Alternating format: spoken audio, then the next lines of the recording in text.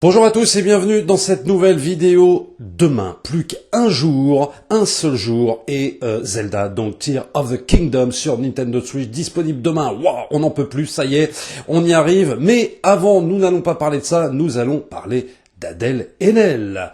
Et oui, nous allons parler d'Adèle Haenel puisque elle a annoncé qu'elle se retirait complètement du cinéma.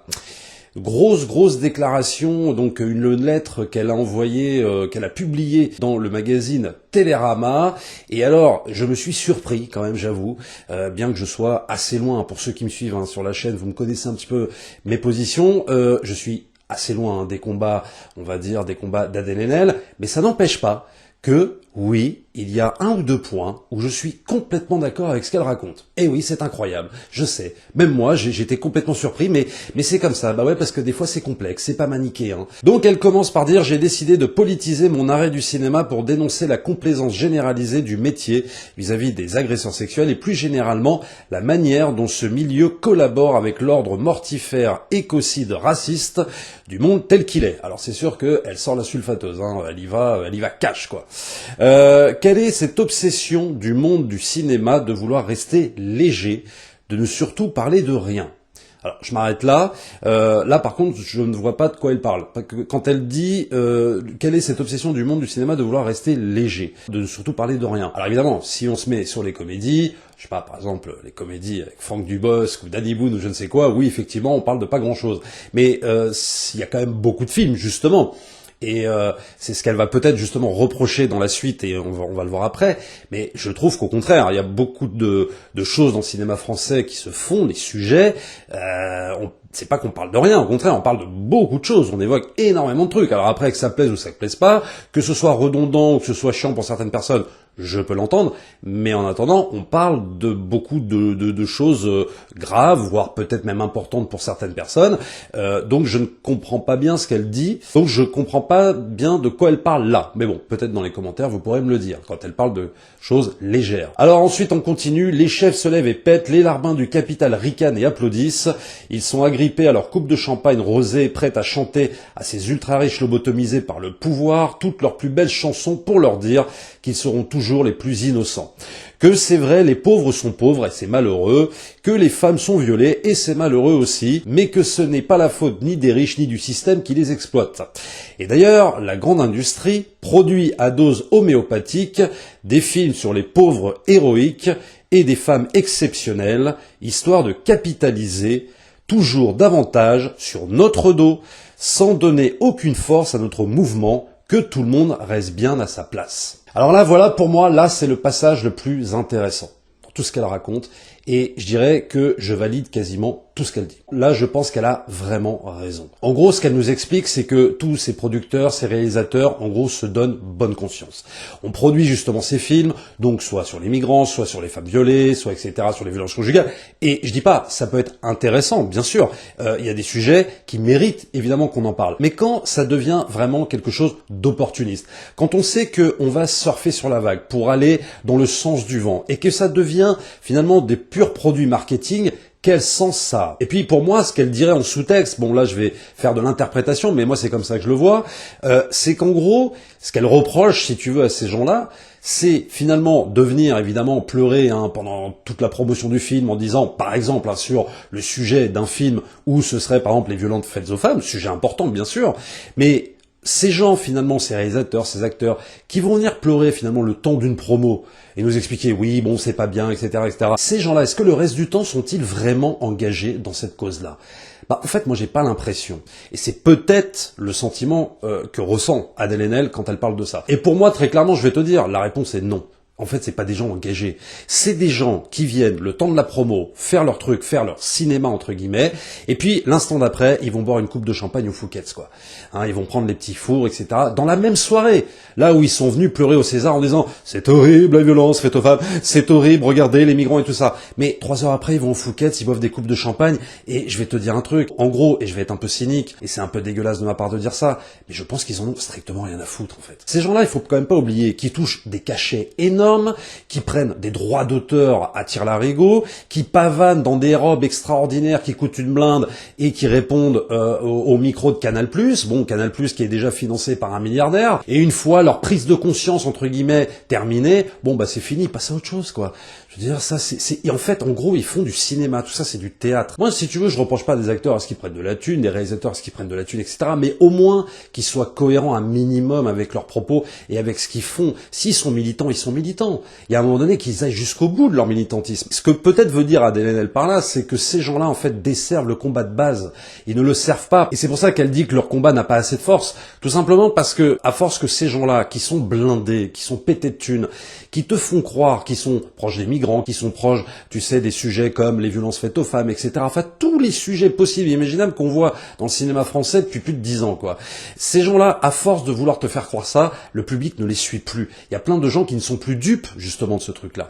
Et quelque part, finalement, ces gens-là desservent un véritable combat, parce que le combat évidemment contre les violences faites aux femmes, sur le féminisme, sur je sais pas les migrants, etc. Ce sont des réels combats. Je parle pas dans le cinéma, dans la vraie vie, quoi. Et j'ai l'impression que en fait ces gens-là sont contre-productifs, desservent exactement le combat que elle aura envie de mener. Moi en tout cas c'est comme ça que j'interprète ce qu'elle dit. Et donc là-dessus j'ai envie de te dire que oui je suis totalement d'accord avec ce qu'elle raconte. C'est-à-dire qu'à un moment donné le cynisme du cinéma français et peut-être d'autres cinémas de d'autres nationalités qui vont aller surfer sur ce sujet, finalement, par cynisme. Alors je dis pas que ce sont les films qui rapportent le plus d'argent, c'est vrai, soyons honnêtes, mais quand même, ça donne une espèce de légitimité. Tu es d'un seul coup du bon côté de la barrière. Tout ça, ça mange pas de pain. Ça mange pas de pain de faire un film là-dessus, en fait. Tu vois, même si oui, effectivement, ça rapportera jamais autant qu'un film avec Anne Merad ou Danny Boone, bien sûr. Mais en même temps, voilà, ça te donne une légitimité, ça te donne tout ça. Et c'est vrai qu'elle a raison, ça se fait sur leur dos. En tout cas, sur le dos des gens qui se battent quotidiennement, mais dans la vie, je parle pas au cinéma et devant les caméras, dans la vie, sur ces sujets-là, qui sont importants. Alors, par contre, ce que je pourrais lui reprocher à elle, c'est en parler dans Télérama, c'est-à-dire publier une lettre dans Télérama, je trouve ça moyen. Parce que, évidemment, ce journal, bon, dans une lignée progressiste, mais ça, c'est leur droit, ils ont tout à fait le droit d'être comme ça, c'est aussi un système, qu'elle le veuille ou non. C'est un système qui vend de l'article sur le dos de ces combats-là. Et ils passent leur temps à le faire d'ailleurs. Donc à la limite, c'est vrai que je comprends ce qu'elle dit. Après, ça dépend, oui, où tu publies ça. Il n'y a pas évidemment 46 manières de le faire, mais il y a un moment donné, je trouve que le publier dans Télérama, c'est pas forcément, je trouve, le bon support. Bon, ça reste mon avis. Alors je continue, mais elles et eux, tous ensemble, pendant ce temps, se donnent la main pour sauver la face des Polanski, des Boutonnat, donc Boutonnat, directeur du CNC, c'est quand même important. Ça les incommode, ça les dérange que les victimes fassent trop de bruit. Ils préféraient qu'on continue à disparaître et crever en silence. Face au monopole de la parole et des finances de la bourgeoisie, je n'ai pas d'autre arme que mon corps et mon intégrité, de la cancel culture au sens premier. Vous avez l'argent, la force et toute la gloire, vous vous en gargarisez, mais vous ne m'aurez pas comme spectatrice. Je vous annule de mon monde, je pars, je me mets en grève, je rejoins mes camarades pour qui la recherche du sens et de la dignité prime sur celle de l'argent et du pouvoir. Alors, j'aime un peu moins cette partie. Alors il y a quelque chose que je vais valider et l'autre un peu moins.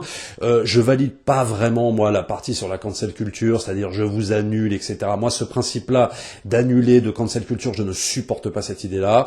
Donc ouais, bon là-dessus, je sais qu'elle est dans ce combat-là. Moi c'est pas du tout le mien et là-dessus, ça c'est clair que je la rejoindrai pas. Moi au contraire, je n'annule pas. J'essaye de comprendre, j'essaye d'analyser les données et de faire avec ce qui existe, mais d'annuler et de faire genre non ça n'existe pas et je vous annule machin, bon ça c'est pas du tout mon délire. Par contre moi personnellement je préfère quand elle dit par exemple je me mets en grève, c'est-à-dire elle n'annule pas quelque chose mais c'est elle qui décide de se retirer d'un système, d'un milieu et moi je préfère déjà ça. Alors après il y a manière et manière. Alors déjà elle a peut-être moyen de le faire, ça j'en sais rien, je connais pas ses finances, peut-être qu'elle a les moyens, peut-être qu'elle a pas les moyens, peut-être qu'elle risque gros. En tout cas une chose est sûre et c'est la question qui s'est posée depuis quelques jours parce que elle s'est beaucoup fait tacler en disant oui de toute façon on s'en fout, c'est pas une grosse perte, oui de toute façon je sais pas quoi, elle a pas du courage. Moi je vais à l'inverse et je dis oui bien sûr qu'elle a du courage.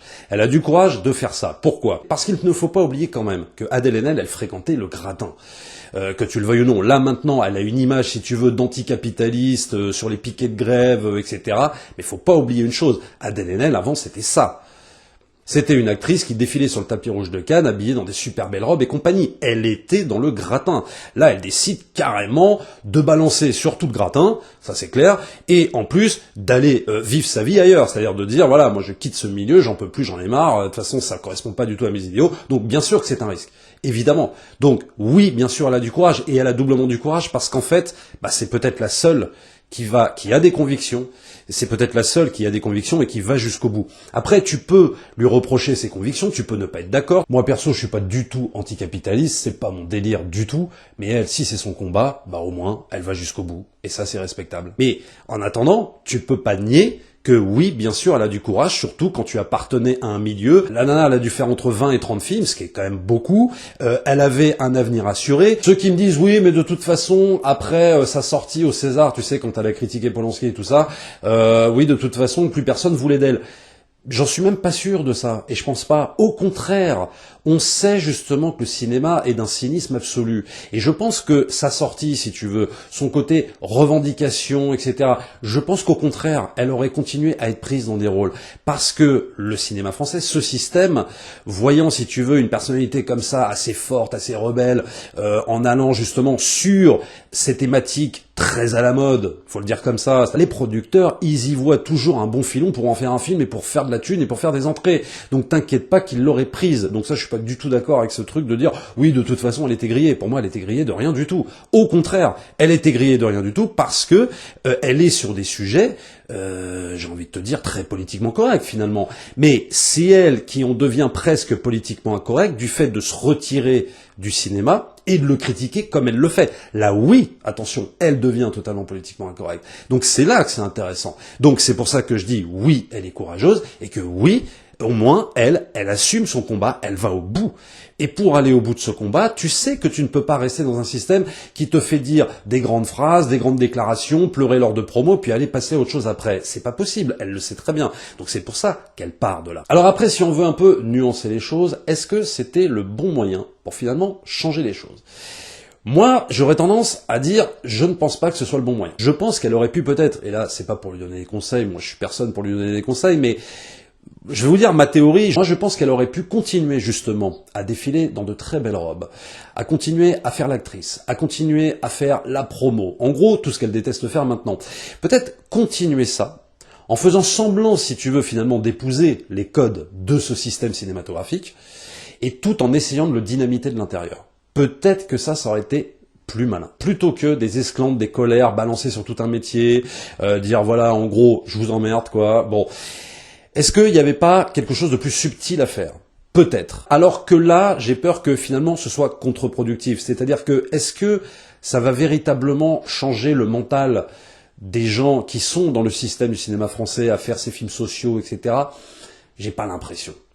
J'ai pas l'impression que ça changera quelque chose. Je pense qu'il eût été plus malin de dynamiter, comme finalement être un espèce de cheval de Troie, quoi. C'est-à-dire se fondre dans le système pour mieux le dynamiter, quoi. Après, bon, ça évidemment, ça reste une théorie. Alors maintenant, sur l'avenir même d'Adèle Haenel elle-même, c'est pas impossible, parce qu'Adèle Haenel, elle est pas non plus, je veux dire, elle a pas 60 ans, elle est encore jeune, il n'est pas impossible qu'elle revienne un jour sur sa décision. C'est-à-dire que là, elle décide d'arrêter le cinéma. Alors elle va continuer plus ou moins le théâtre, parce qu'après tout, c'est une comédienne, peut-être qu'elle a envie encore de jouer, et c'est son droit, mais elle va jouer, voilà, dans des choses évidemment beaucoup plus indépendantes, avec des gens qu'elle aura véritablement choisis, qui sont pas gangrénés dans un système, etc., etc.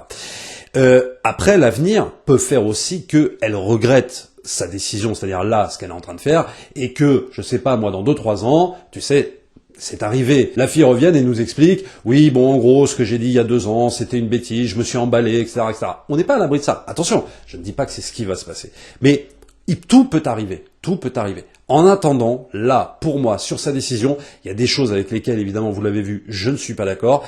Et d'autres, évidemment, je valide clairement tout ce qu'elle raconte, et je pense qu'elle a totalement raison. Et qu'elle ait du courage, en tout cas, là, en l'état actuel, je pense que oui, elle a énormément de courage. C'est-à-dire que maintenant, une nouvelle vie l'attend, c'est les piquets de grève, c'est contre la réforme des retraites, c'est contre la politique de Macron, etc. Donc voilà. Donc oui, c'est autre chose, mais au moins, elle va au bout de son combat, et ça, je trouve que, mine de rien, c'est à saluer, même si on n'est pas dans les mêmes combats, même si on n'est pas dans les mêmes idéaux, eh bien, ça n'empêche pas que des fois, on peut être d'accord sur certains points. C'est ça aussi qui est bien. Abonnez-vous à la chaîne si c'est pas encore fait, likez, partagez comme d'habitude, et nous, on se retrouve très très vite pour une prochaine vidéo. Ciao.